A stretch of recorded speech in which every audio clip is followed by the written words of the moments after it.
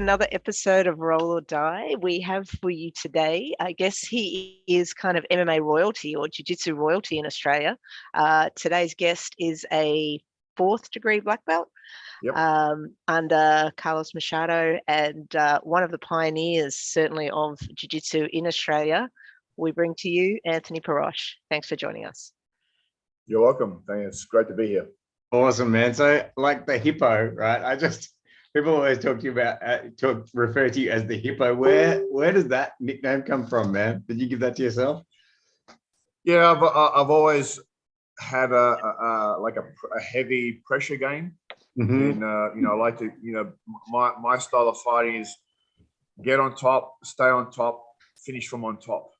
Yeah. So when I get on top, I try and smother you with as much pressure as possible, and people just start saying, "Get off me, you big hippo." So, I like that. I'm going to keep that. I kind of stuck from there. I think there's a lot of people in jiu-jitsu that like that style as well, or they try and emulate that. So yeah, for sure. Well, the style, and I got even more in a pressure game. Like I wanted to, my gi game, my no gi game, and MMA game wanted to be all the same.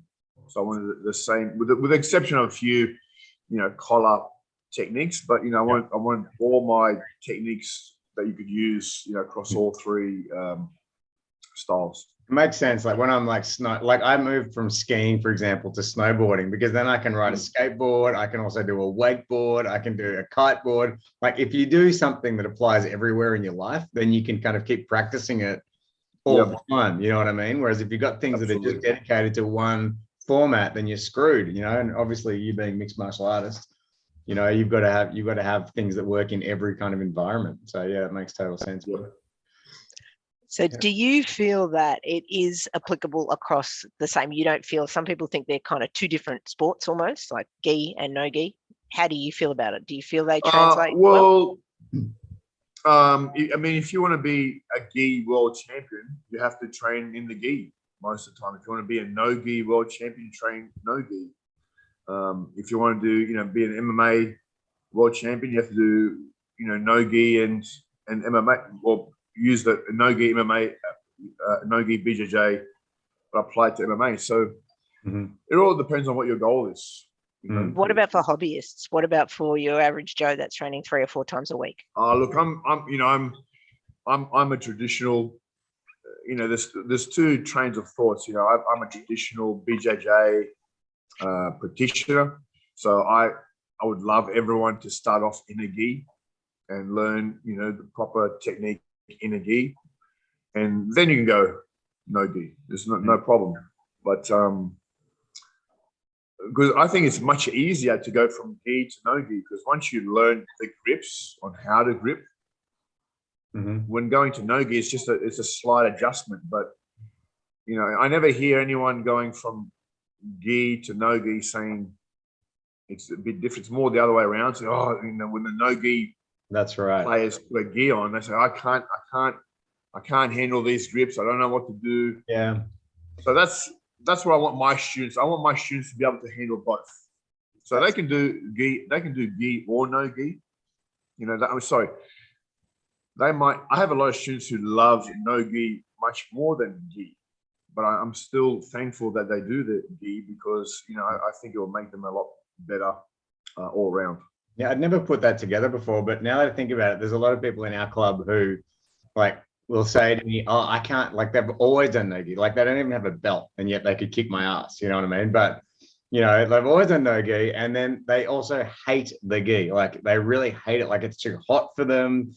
Not only can they not, it's more than just the grips. The whole concept of wearing gi. It's like look. Usually, when someone says I don't like something, it means they're not good at it. Yeah.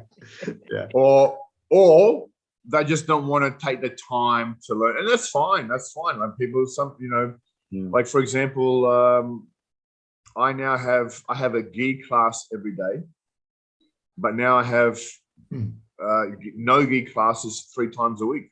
Yeah, and I'm pretty sure that within 6 to 12 months, I'll probably have a gi and a no gi class every day. Because you have to keep up with the times. Like as much as I'd love to keep, tradition and, for me, how can you give a belt to someone who doesn't wear a gi? Yeah. It's a, Can't put a stripe on their shorts either. It's difficult. It doesn't make any sense to me there, but you have to go with the times, otherwise you get left behind. So if I have to, you think even people doing with aspirations for MMA should start in the gi? If they truly want to be like, if they want to be, look, it's hard to say now. It's hard to say, but because now, back in when ADCC first started, for the first 10, 15 years, pretty much every single no-gi world champion in ADCC was a gi world champion first, without a doubt. Okay, Hydra Gracie, Jacare, Marcelo Garcia, they're all gi champions first. But nowadays, you're getting to see world champions, ADCC world champions, who've never put a gi on in their life. And so I don't think, if you want to do no-gi BJJ or MMA, maybe you don't need to put the gi on ever. Yeah. Man, I'm keen to know about your MMA career, man, because it's like that's the thing. Like, I've seen you, I've watched you fight in real time.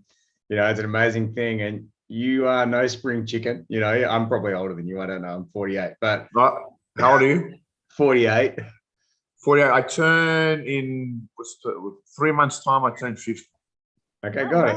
Okay, we are. So we're aligned. But like, when I was too old to be, even just training MMA, man, you were in the octagon, and I don't know, you'd probably get back in tomorrow, given the chance, given who you are. But look, every fighter wants to fight forever. Yeah. Awesome. They don't want to retire. That's why you see so many. It's a little bit sad sometimes. You see fighters who just can't give it up, and then they go and fight when they're too old or too unfit, and it kind of ruins their legacy a little bit. Yeah, I hear you. You didn't start till you were 31 though, right? You started training MMA. Yeah, I started training. Well, I started training when I was like early 20s in martial arts, and then I got my BJJ black belt, so I was pretty much all gi first. Then started doing no-gi and Thai kickboxing as well, and made my MMA debut when I was 31. Wow! And I was a BJJ black belt already, so I had that good advantage. And then had my first UFC win at 38. Wow! Last UFC win at 42, and then I think retired about a year after that. It's amazing, man. So tell us about your beginnings in jiu-jitsu, because you really are one of the pioneers in Australia. Like, you were probably one of the first people to get a black belt. Yeah, one of the first. Homegrown, in Sydney. homegrown. Or, homegrown in Australia. Yeah, I'm not sure where I fit into that category, but for sure, and I'd be in the top 10 for sure in terms of homegrown black belts. Maybe even top 5. First to get a BJJ black belt. But yeah, I started back in 1995 was the first introduction to BJJ, and then how did you discover it? Like everyone else, the UFC 1 just started. Wow! Hoist Gracie and UFC 1, and everyone was saying, "What is this new thing?" And so I went and did a seminar. I did a seminar. Carlos Gracie Jr. came out with 2 of his black belts. Wow! And you started at the top, hey? You got lucky with who you found. That was just a 2-hour seminar, and then they went back home to Brazil, and then the highest rank in Sydney at that time in '95 was a blue belt. So I started BJJ as under a blue belt, and then after about 18 months, I thought I got to get more of this. So the job I was doing was in demand in the US, I was an occupational therapist at the time, and so I got a work visa, and moved to Dallas, Texas, and spent 3 years with Carlos Machado, and learned from the source. I went from white belt to purple belt in 3 years with him, and then came back home. That's amazing. I once saw an interview with Ronda Rousey, right? And she was saying she was working in hospitality or something, and she saw the UFC, and she's like, and she was already kick-ass at judo, right? And she was like, I can do better than you girls are doing. I'm gonna have a crack at this, right? So I think that's how it happened, or it might not have been the UFC. It might have been a different organization. I can't remember. Bottom line is, like, for you also, you watched the UFC, then somehow you ended up in the UFC, right? Like, at what point were you like, I'm gonna go for this. I'm gonna make that leap. I'm gonna see if I can do this. Well, how'd that happen? I was always a competitor. Like my very, like, my parents put me into soccer when I was 8 years old. So I played soccer and was competitive, and then played school sport, represented the school in cricket and soccer and sports like that. And I was always very competitive, but I was never great at any of those sports. And then I found martial arts, and then I just started competing.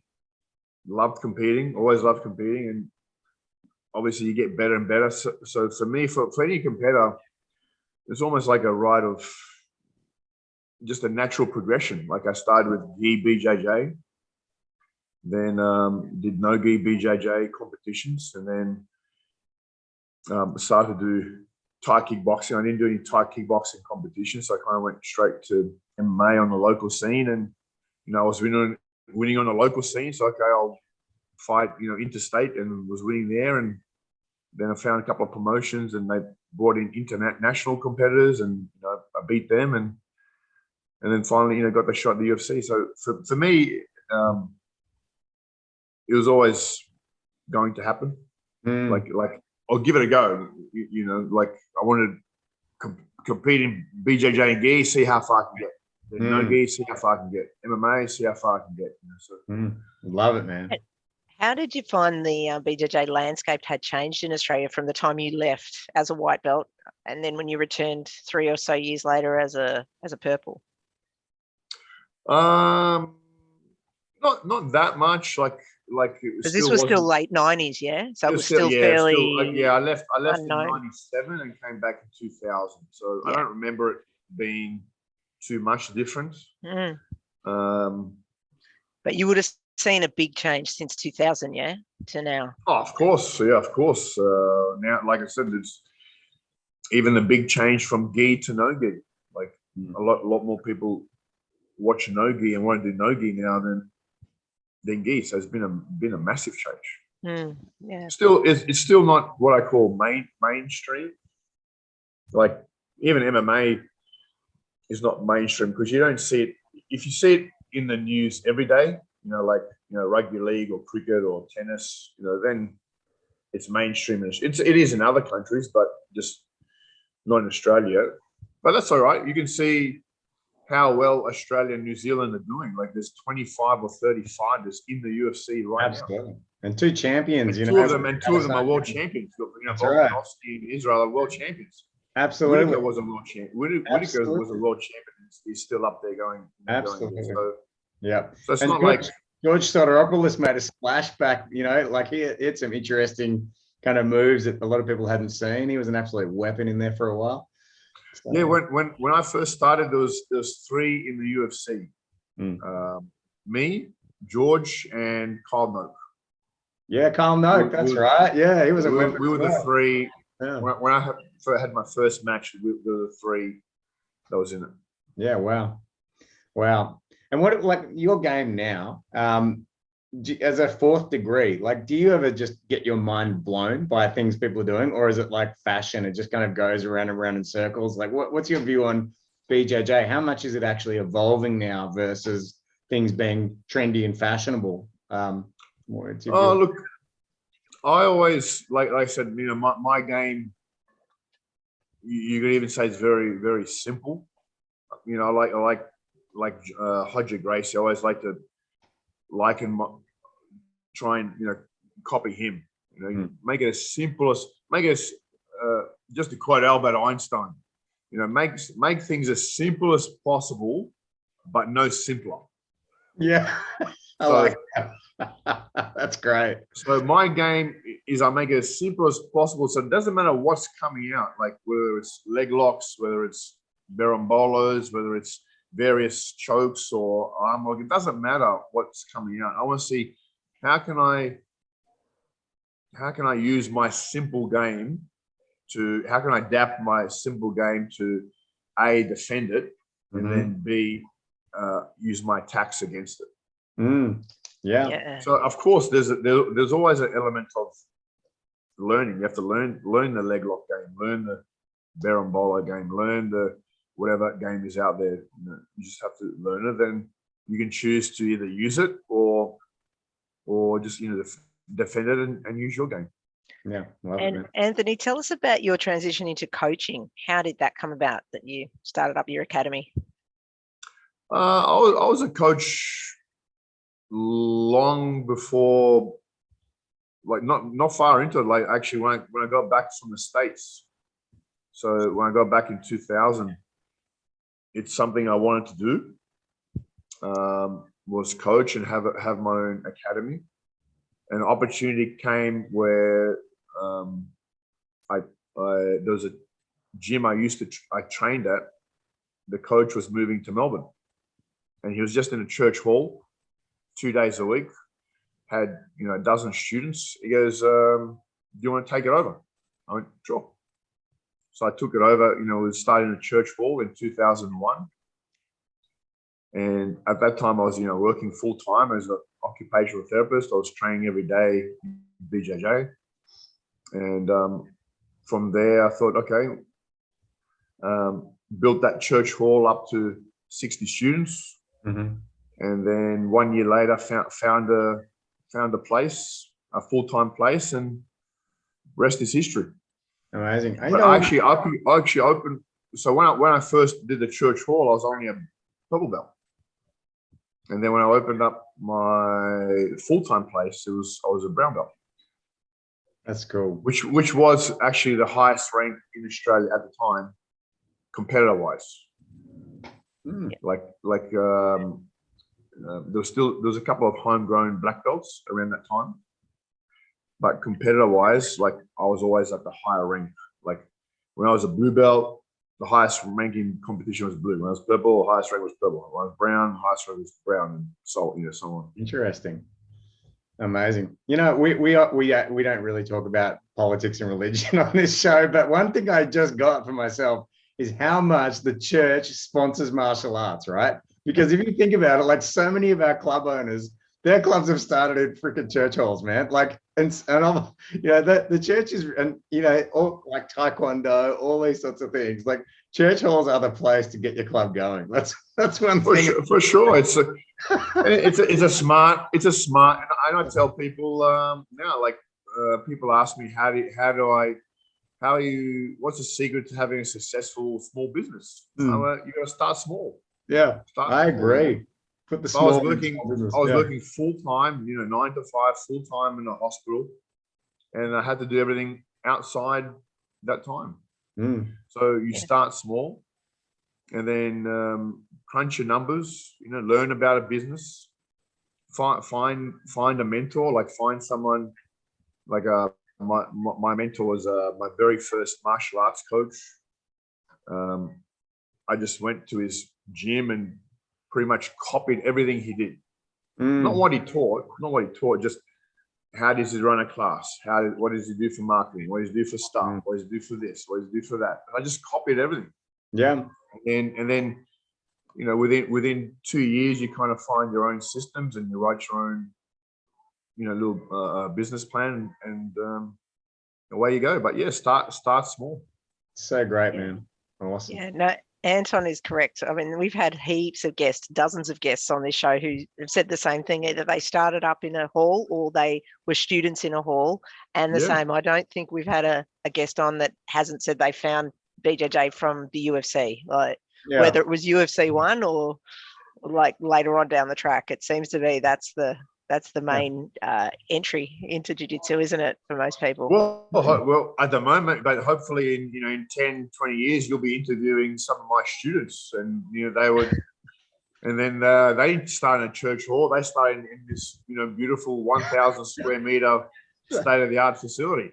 Under a BJJ black belt and UFC veteran. So yes, so that's a great point, and that's a great question, right? I think I'm about to ask it. We'll find out. But you've got, at what point do you put your head on the chopping block and you go, I'm going to get a big facility that's going to obviously cost quite a lot to do? Are you already making good profit at that point, and you're doing it at a profit, or is there this kind of risky point where you like got to take a risk? Like how do you grow a business to that kind of scale? You have to do it in stages. Like I was in the church hall, and while I was in the church hall, I was doing some research on how much rent was in certain places I wanted, like with a certain size. Mm-hmm. So I said, okay, well. And it worked out that I needed about 60 students to break even. Okay. So then I made the plunge. But when I moved into my full-time place, I was still working full-time. Mm. So I actually had like 2 full-time jobs for the first year, which was pretty hard. Yeah. And then when it was time to move to a bigger place, I searched for a few places. Like, okay, well, this is the rent. This is the new break-even point. Mm-hmm. This is the new first profit target point. Mm-hmm. And yeah, I'm here at this stage, and you have to give it a go. You have to make a decision. But yeah, I didn't. When I moved into this place, I wasn't in a negative. Like I had the student base to cover my costs and then pay for my bills. Amazing. Yeah, that's awesome. Yeah. Now I wonder, like, if you've had because your name would have been a big part of that, so people would have come to train with you, like you said, because of your competition history, because of your record, that would have helped a lot. You'd be surprised that that's actually not the case. It's actually not the case. No, it's actually for any martial arts academy, anyone, you just have to dominate your local market, which is, in your local market is the 5-kilometer radius. Yeah. And if you can't dominate, if 90% of your students don't come from a 5-kilometer radius, you're not going to make it. You're not going to make it. Like you could have, because 90% of my students, or 89%, they don't want to compete. They don't have USC aspirations. They just want to learn some skills. Okay, they saw what BJJ is at MMA. So they go, I want to learn this. So they want to learn some skills. They want to get fit. They meet some good people on the way. But they don't want to compete. So what's important to them is it's a good training gym, with good facilities and good coaches and good people around. But really the main thing is it would sit within 5-10 minutes of the house. Because look how busy everyone is now with work and family, and now we've got the cost of living pressures everyone has, and people don't want to travel too far. Who travels? I mean, how many people do you know travel more than half an hour to exercise? That's what it comes down to. Yeah. If you want to go to the gym, you go to your local gym. So you see those stories of like the serious, like in the countdown to the UFC, for example, you'll see the athlete who travels like an hour, 45 minutes each way just to train at certain gyms and stuff like that. Do you think that has merit? Like, do you think going and finding specific training for specific requirements and private coaching around that area, do you think that's a good idea? I mean, not for people who just want to do some only if you want to become world champion, UFC world champion, BJJ world champion, and the facilities or coaches are not available locally, then yes, you have to travel. Did you ever have which I did in 1995 and 6 and 7. So I lived in Concord, which is inner west, and I had to travel to Manly because that was the only gym which had BJJ. Wow. And in peak hour traffic from Concord to Manly was an hour and a half. In peak hour. Coming home, no traffic, no cars on the road is 45 minutes. Yeah, right. Yeah. So yeah, I did it myself. Yeah. What did you because do? I wanted to do this one particular thing. But if there was a gym 5 minutes from my house, well, I would have gone to that one. Yeah.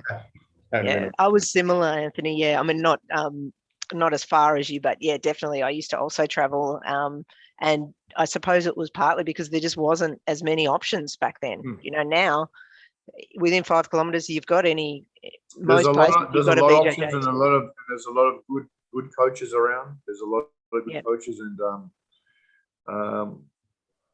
but yeah, I would say only a very small percentage actually travel far because I say, I want to travel, I want to train with this guy or girl or whatever.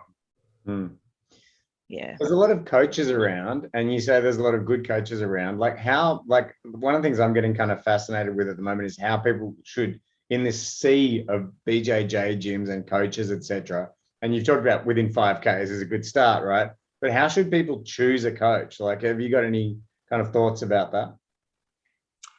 Oh, just do your research, and everything should be on their website. So, like when you go to my website, you know, and the toolbar has a nice about us, you know, section that tells us about history, tells about the coaches, it tells about our students, tells about what we've done, how long we've been around. So, probably number one is how long have they been around? If someone's been around for only 3 months, okay, well, that's a red flag. You know, if someone's been around for 5-10 years, okay, well, that's a good sign. If someone's BJJ black belt, that's a good flag. If they're just if they say I'm no rank, I'm freestyle, okay, well, that's a red flag. So you know, so if they only have 5 students on the mat and it's a big place, like in peak hour, you know, that's could be a red flag. You know, it's I like it. So just go and, you know, go and do a little, you know, Google search and pick the top 3 or 5 places in your local area and go try them out. Yeah. Go try them out.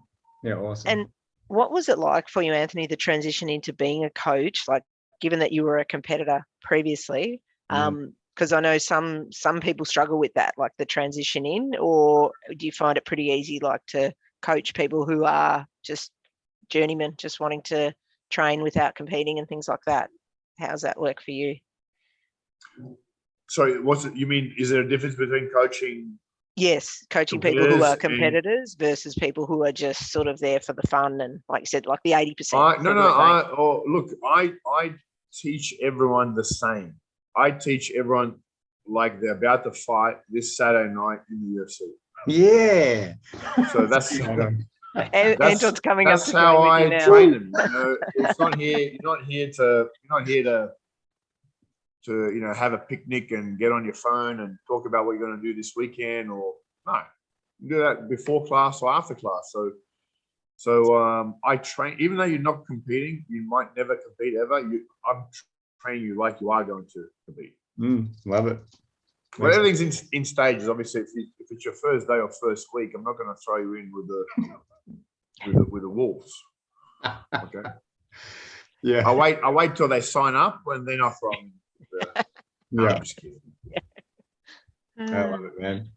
That's great. And what about the lineage of black belts? Like, do you think that matters, or all the lineage is good now? You know, and obviously we don't want to disparage anyone or do politics or any of that sort of stuff. But that's the same thing. Like every, you know, on my wall at the moment, I have all, you know, the six founders from the beginning, from the founder of BJJ to myself, like 6 photos in wow. on the wall, and every gym should have that.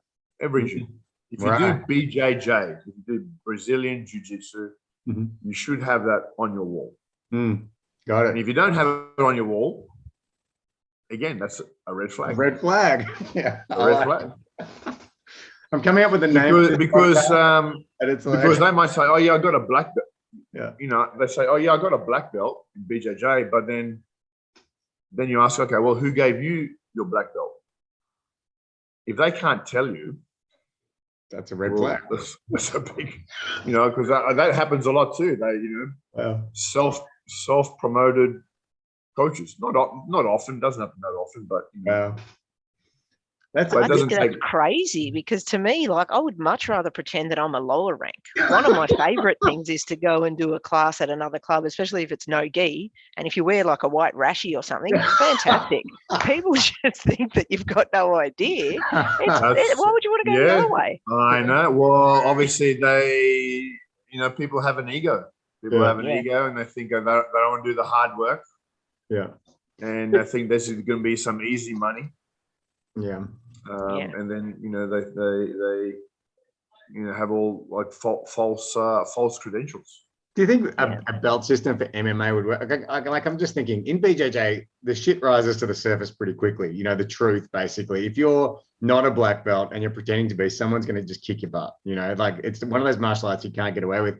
MMA would kind of be the same, right? Do you think a belt system? We've only got 3 minutes left, but do you think a belt system for MMA would work? You can have a belt system for whatever you want. You know, I'm thinking of I've actually already written like a syllabus for MMA and a syllabus for Nogi BJJ. I haven't implemented it, but I kind of use it I have it in my corner. Okay, this is, if I was to make a syllabus, here it is, and like I kind of base my teaching around that.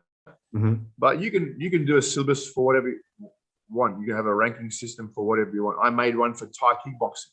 You know, I have a T-shirt system that could easily work for MMA. Yeah, there's a T-shirt system. It'd be different.